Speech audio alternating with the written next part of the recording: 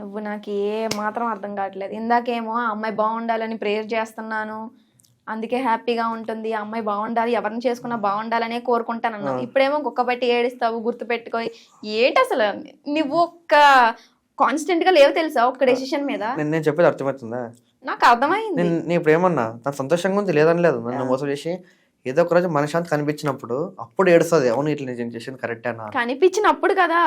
కనిపిస్తుంది. ఇప్పుడు నువ్వు బాగుపడు, ఆ అమ్మాయి గురించి తర్వాత. కర్మ అనేది వదులుతుందా? ఇక్కడ కర్మ అంత మాట్లాడాల్సిన అవసరం లేదు. ఎందుకంటే నిన్ను వదిలేసి వేరే వాడిని చూసుకుని వెళ్ళిపోలేదు ఆ అమ్మాయి.